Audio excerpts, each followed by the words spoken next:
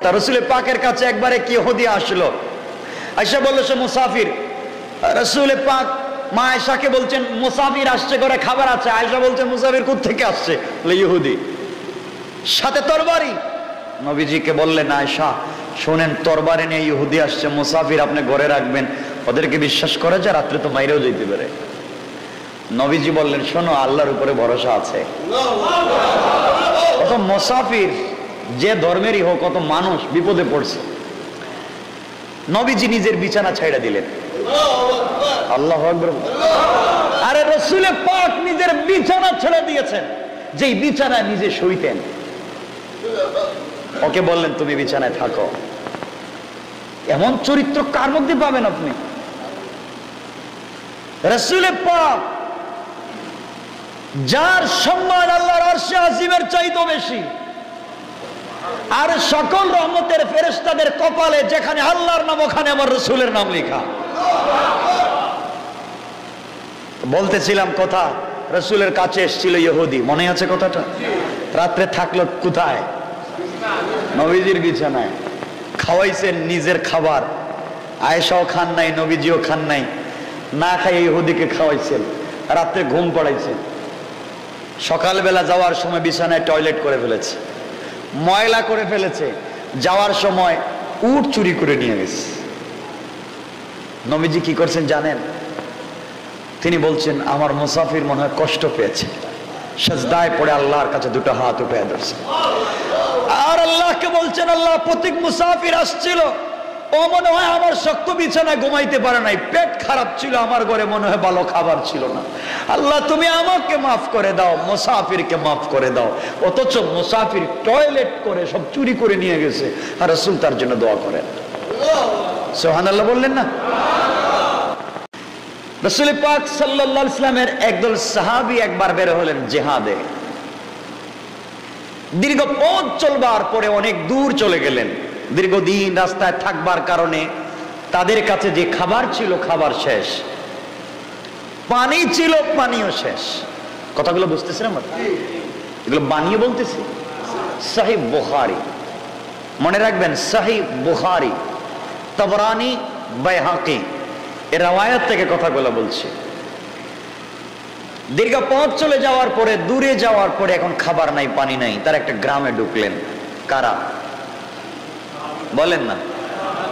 সাহাবায়ে কেরাম, রাসূলের সাথী। গেলেন, যাওয়ার পরে তারা বললেন, পরিচয় দিলেন আমরা মুসলিম মুসাফির, আমরা এসেছিলাম, বিপদে পড়ে গেছি, আমাদেরকে একটু খাবার দাও। তারা বলছে আমরা ইহুদি, আমরা খাবার দিতে পারবো না। ওরা খাবার দিয়েছে? দেয় নাই, চলে আসছে। সকালবেলা সাহাবায়ে কেরাম তাবু থেকে বের হয়েছেন, শুনেন শুধু ইহুদিদের কান্না। জিজ্ঞেস করেন কি হয়েছে? সবাই বলতেছে ভাই তোমরা জানো না, গতকালকে রাত্রে আমাদের লিডার, আমাদের নেতাকে সাপে কামড়াইছে। কে কামড়াইছে? সাপে কামড়াইছে। ও বাঁচবে না, মরে যাবে, এখনই মরে যাবে, আমাদের লিডার নাই। একজন সাহাবী দাঁড়িয়ে বললেন আমি যদি চিকিৎসা করি, আমার বিশ্বাস আমি চিকিৎসা করলে সে সুস্থ হয়ে যাবে। ওরা বলছে ভাই বিনিময়ে যা চাইবে তাই দিব। তিনি বললেন গতকালকে তো গিয়েছিলাম একটু পানির জন্য, একটু খাবারের জন্য, তোমরা দেও নাই, আর আজকে বিপদে পড়ছে সব দিতেছে, আমার সব লাগবে না। এই যে বকরিগুলা জমিনে আছে, এর 5 ভাগের 1 ভাগ দিলে আমরা 2-4 দিন খাইতে পারবো, বলে সব দিলাম। 5 ভাগের 1 ভাগ না, সব দিলাম, আমাদের নেতাকে বাঁচাও।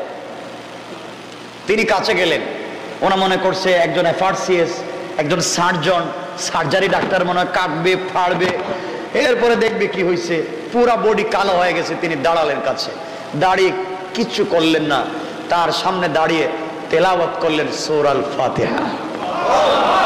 আল্লাহু আকবার বলেন। আল্লাহ সূরা আল ফাতিহা তেলাওয়াত করলেন, লালা লাগায়া দিলেন।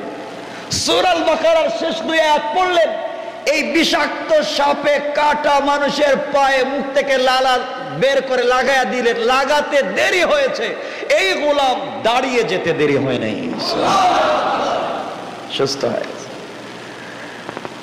সুস্থ হয়ে গেছে। তিনি বললেন ব্যথা হচ্ছে? কয় না। কষ্ট হচ্ছে না। তারা চিন্তা করলো কি রে, এটা কি করলো, মুখ থেকে থুতু লাগালো, তাতে ভালো তো মহা জাদুকর।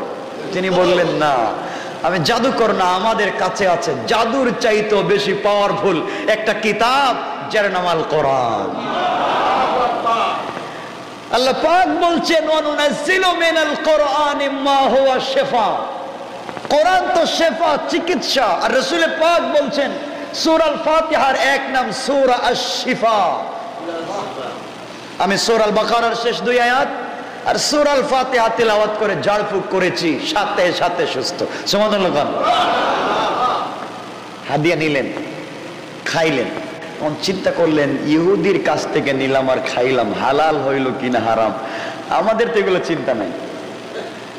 জিহাদ শেষ হলো, বাড়িতে গেলে রাসূল পাকের কাছে গিয়ে সাহাবায়ে কেরাম ক্রন্দন করে বলছেন, ইয়া রাসূলুল্লাহ, এইভাবে বিপদে পড়েছিলাম, ঝাড়ফুঁক করেছি। কি করেছি? ঝাড়ফুঁক তো বুঝেন এখন কি? যে দোয়া করা, তেলাওয়াত করে একটু ফু দেওয়া, এই তো ঝাড়ফুঁক করেছি, এতটুকু। সুস্থ হয়েছে, সাপে কাটা লোক আমাদেরকে হাদিয়া দিয়েছে, আমরা খেয়েছি। এখন এটা হালাল না হারাম? রাসূল বললেন তোমাদের কাছে থাকলে দাও, আমিও খাবো। আল্লাহু আকবার বলেন। আর এটা সাধারণ জিনিস নয়, তোমরা কোরআন দিয়ে চিকিৎসা দিয়েছো, কোরআন দিয়ে ঝাড়ফুঁক করেছো। রাসূলের কাছে কেউ গেলে কোরআন দিয়ে ঝাড়ফুঁক দিতেন। রাসূলকে জাদু করে নাই? ইহুদি লবিদ জাদু করে নাই?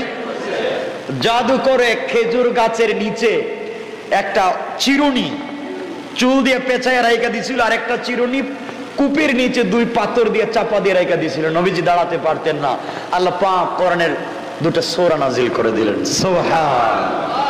জাদুর বিরুদ্ধে কেন আপনারা এখানে এখানে দৌড়ান? সব তো কোরআনে আছে, ওই যে আমরা কোরআন পড়তে পারি না। এজন্যে আমাদের কাজ হচ্ছে, আমি জানি এখানে যারা আছেন অনেকে আছেন কোরআন পড়তে পারেন না, বলেন না, আমার কথা লজ্জা পাচ্ছেন? পারেন না, এটা সহজ কথা। আমাকে না বললে আল্লাহ জানেন কোরআন পড়তে। হ্যাঁ পারেন না, চেষ্টা করবেন। কিন্তু আমাকে বলেন আপনি কোরআন পড়তে পারেন না, কিন্তু কোরআনকে ভালোবেসে বুকে লাগান। ওযু করে বুকে লাগিয়েছেন, কোরআনকে ঠুটে লাগিয়েছেন, চুম্বন করেছেন, কোরআনকে মাথায় দিয়েছেন। আল্লাহ বলছেন কোরআন এটা কিতাব নয়, এই কোরআন আমি হাতে নিয়েছি, কোরআন আমি তেলাওয়াত করেছি, কোরআনে আমি চুম্বন করেছি, কোরআন আমি বুকে লাগিয়েছি, তোমরা লাগাও তো জান্নাতে পৌঁছে যাবে। জাহান্নাম ছুটে আসবে কি প্রগতিতে। আর 70,000 ফেরেশতা এক একটা শিকলে ধরবেন, এমন 70,000 শিকলে কোটি কোটি ফেরেশতা ধরবেন, আটকাতে পারবেন না। এক একজন ফেরেশতার শক্তি জানেন কতটুকু? এক একজন ফেরেশতা যদি একটা থাপ্পড় দেয় আসমানে, 7 আসমান ভেঙে যাবে। এত শক্তিশালী ফেরেশতা। 70,000 এক একটা শিকলে ধরবেন, এমন 70,000 শিকলে কত হাজার কোটি ফেরেশতা ধরবেন। কোন জাহান্নামকে আটকানো যাবে না। আসতেছে কারে খাওয়ার জন্য? বলেন না আমাকে, বলেন আমাকে, মানুষকে না, আমাকে আপনাকে, মানুষ না। বলেন আমি আর আপনি অপরাধী, আমাকে আপনাকে খাওয়ার জন্য আসতেছে। রাসূল পাক মাকামে মাহমুদের কাছে থাকবেন, ওখানে রাসূলের জন্য স্পেশাল জান্নাত থেকে আনা চেয়ার থাকবে। জানেন এই চেয়ারটা কে বানাইছেন? কে? স্বয়ং আল্লাহ। চিন্তা, আল্লাহ বানাইছেন চেয়ার আমার রাসূলের জন্য। বন্ধু চেয়ারে বসেন, নবীজি চেয়ারের মালিক, রাসূল চেয়ারে বসবেন না, এইভাবে হাত দিয়ে রাখবেন। চেয়ার আছে না, চেয়ারের হাতলে এইভাবে হাত দিবেন। আল্লাহ বলবেন হাত দিছেন কেন, বসেন না। আমার নবী বলবেন আল্লাহ আমি যদি চেয়ারে বসে যাই তাইলে আমার উম্মতের জন্য দৌড়বে কে, কাঁদবে কে, কোথায় উম্মত পড়ে আছে কে দেখবে? আল্লাহু আকবার বলেন। সে উম্মত রাসূলকে চেনেন। দেখবেন আসতেছে, কাঁদবেন আর বলবেন আল্লাহ এখন আমি কি করব, আমার উম্মতকে কি খেয়ে ফেলবে, তোমার জাহান্নাম। কথা আমি বলেছি, আজকে আবার স্মরণ করিয়ে দিচ্ছি। আল্লাহ পাক ওই সময় রাসূল পাকের কাছে 1 ফোঁটা পানি দিবেন, পুটলা।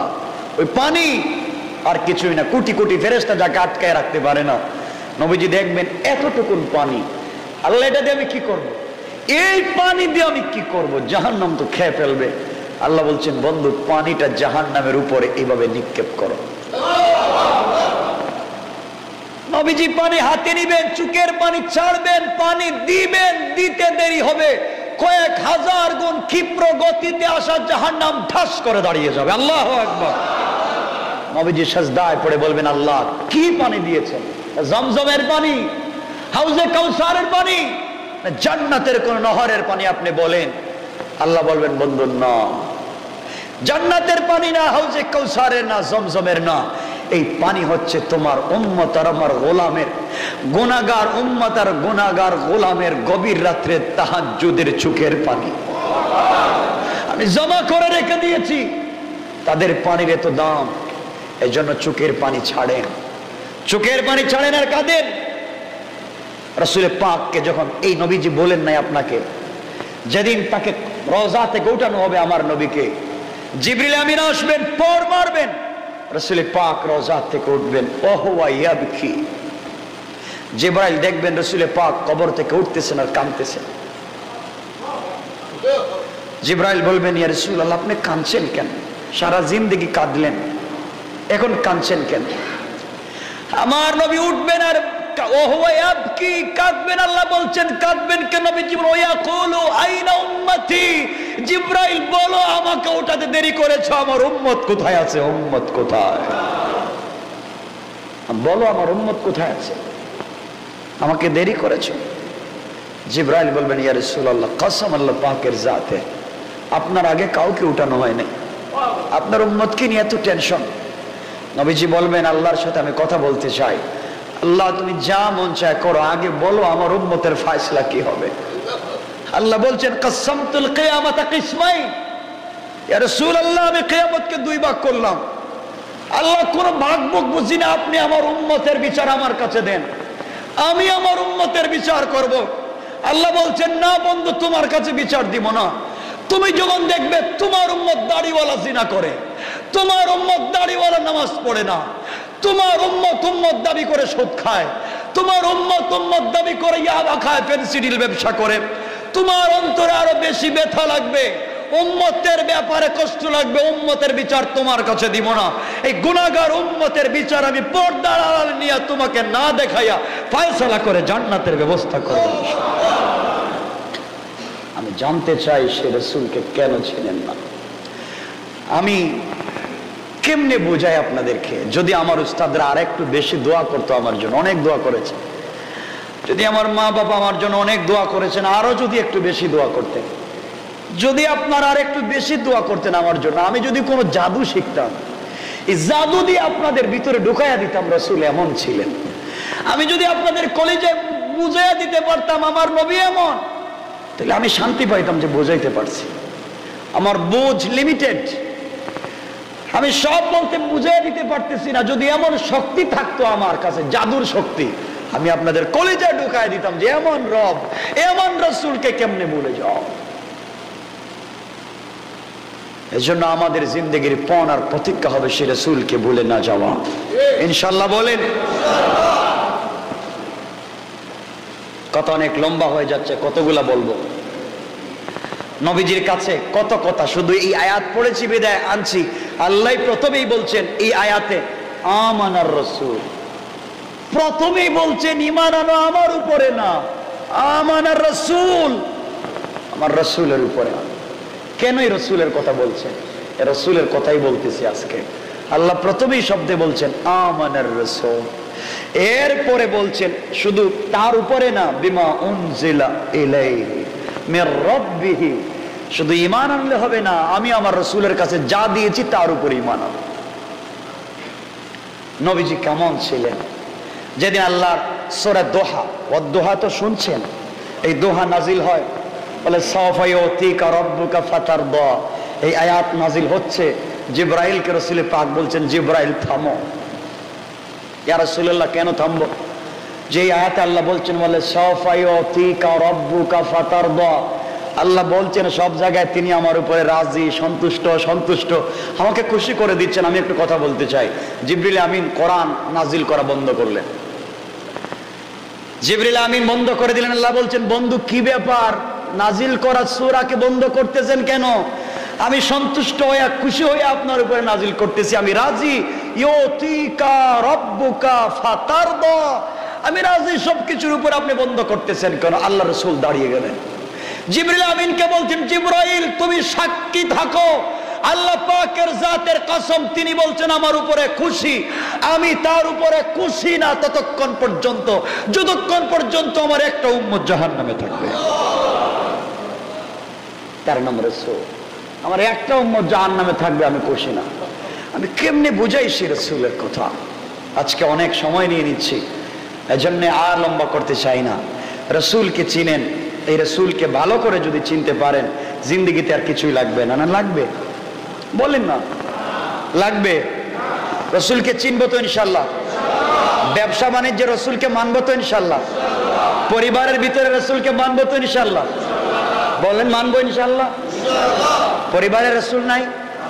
বাচ্চাদের আদর্শে রাসূল নাই? স্ত্রীদের আদর্শে রাসূল নাই? বন্ধু বান্ধবদের আদর্শে রাসূল নাই? আচ্ছা, আমরা নামাজ পড়ি, আমরা রোজাও রাখি, আমরা হজও করি, আমরা যাকাতও দিই, আমরা ইতিকাফও করি, আমরা দাড়িও রাখি, আমরা পাঞ্জাবিও পরি, আবার মিথ্যা কথা বলি, আমানতের খেয়ানত করি, বেঈমানি করি। এটা তো বুঝছেন আমরা কত খারাপ। আমরা নামাজে দাঁড়াইয়াও চিন্তা করি যে কারে ঠকাই, কারে ঠকানো যায়। আল্লাহ কইরি আমার কাছে আসছিস, কথা বলতেছিস আমার সাথে, মন দেখি আরেক জায়গায়, ঠিক না? নবীজিকে কেমন ভালোবাসতেন আল্লাহ, এ কথা আরো বলেছি, শেষ বলি, আজকের কথাটা শেষ করে দিচ্ছি। নবীজিকে কেমন ভালোবাসতেন আল্লাহ, আর আজকে আমরা কেমন হয়ে পড়েছি। এজন্য আমাদের কাজ হবে আল্লাহকে ভালোবাসা, রাসূলের অনুসরণ করা। বলেন সবাই ইনশাআল্লাহ? সবাই বলেন ইনশাআল্লাহ? আজকে 2-3 মিনিট সময় নিচ্ছি বেশি, শুধু এক কষ্ট হচ্ছে আপনাদের? কথাগুলো কষ্ট হচ্ছে?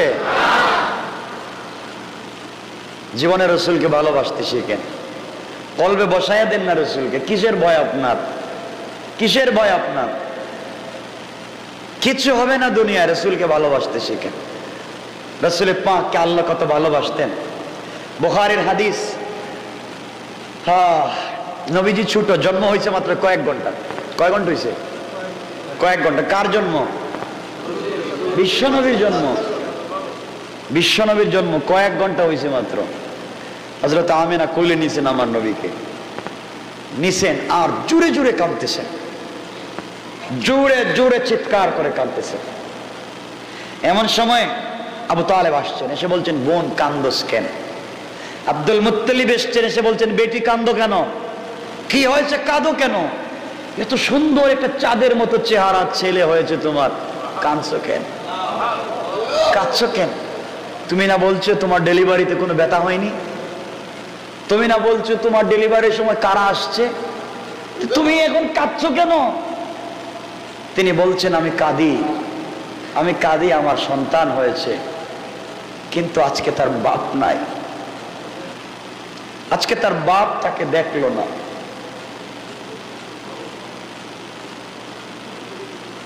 সন্তান হয়েছে, বাপ যদি দেখতো, এখন সন্তানকে কুলে নিয়ে মার্কেটে যেত, মক্কা মদিনা ঘুরে নিয়ে আসতো, উক্কাজের মেলায় যেত, মাজান্নায় যেত। সন্তানকে কেউ নিয়ে যায় না।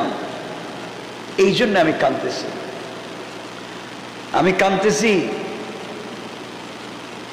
আজকে যদি আব্দুল্লাহ থাকতো তাইলে আমার সন্তানের জন্য খেলনা নিয়ে আসতো, আমার সন্তানের জন্য লোহার খেলনা, মাটির খেলনা নিয়ে আসতো। আব্দুল্লাহ নাই, সন্তানকে দেখে না কেউ, খেলনা নিয়ে আসে না। এই কথা বলে আমেনা চিৎকার করে কাঁদতেছে। দুপুর হয়েছে, আব্দুল মুত্তালিবও কান্দে, আবু তালেবও কান্দে। আমার আল্লাহ ডাক দিয়ে বলতেছেন আমেনা কান্দিস না, আমেনা তুমি জানো না তোমার কাছে কাকে দিয়েছি, তোমার গর্ভে আমি কাকে জন্ম দিয়েছি। আমেনা তুমি জানো না, যাকে অস্তিত্ব না দিলে দুনিয়ায় কাউকে অস্তিত্ব দিতাম না, যাকে ভালোবেসে আমি আল্লাহ সব করেছি, আজকে আমার বন্ধুকে তোমার কাছে আমানত দিয়েছি। আজকে আমার বন্ধুর বাবা নাই, এই জন্যে কেউ খেলনা নিয়ে আসে না, আমার বন্ধুর জন্য কেউ একটা খেলনা নিয়ে আসে না, কান্নার কোনো দরকার নাই আমেনা। তুমি একটু ধৈর্য ধরো, সন্ধ্যা হতে দাও। যে আল্লাহ বন্ধু বানাইছি সেই আল্লাহ আমি আমার বন্ধুর জন্য খেলনার ব্যবস্থা করে দেব। সন্ধ্যা যখন হয়ে গেল, মাগরিবের পর হয়ে গেল, আবু তালেব আর আব্দুল মুত্তালিব বলেন দৌড়ে আসলাম, মুহাম্মদকে উঠানের মধ্যে, ঘরের আঙ্গিনার মধ্যে দোলনায় রেখে দিয়ে আসমানের দিকে চেহারা করে রেখে দিয়েছি। আমেনা ঘরের ভিতরে কান্না করে, তার বাবা নাই। সন্তান বাচ্চাটার চেহারার দিকে তাকালে অনেক শান্তি লাগে। আমেনা কান্না করতেছে, কেউ তার জন্য কিছু খেলনা নিয়ে আসে না। এমন সময়ে আমরা আসমানের দিকে তাকায়া দেখি আসমানের চন্দ্র দ্রুত গতিতে নিজ দিকে আসতেছে, মুহাম্মদের কাছাকাছি চলে এসেছে। মুহাম্মদ যেই সময় তার পা নাড়াচাড়া করে, যেদিকে মাথা নাড়ায় ওদিকে চন্দ্রটাও নড়ে। হাত নাড়াইলে চন্দ্র নড়াচড়া করে, পা নাড়াচড়া করলে চন্দ্র নড়াচড়া করে, চাঁদ নড়ে। মুহাম্মদ মাথা নাড়ায় তো চন্দ্র নড়ে। আল্লাহ বুঝাতে চান আমেনা, আব্দুল্লাহ বেঁচে থাকলে যদি খেলনা নিয়ে আসতো, কয়েক টাকা দামের খেলনা, মাটির খেলনা, বাঁশের খেলনা, প্লাস্টিকের নিয়ে আসতো, এর চাইতে দামি কোনো খেলনা মুহাম্মদকে দিতে পারতো না। আর আমি আল্লাহ আমার বন্ধু মুহাম্মদের জন্য এমন খেলনা দিয়েছি, আসমানের চন্দ্রকে আমার বন্ধুর জন্য খেলনা বানিয়ে দিয়েছি।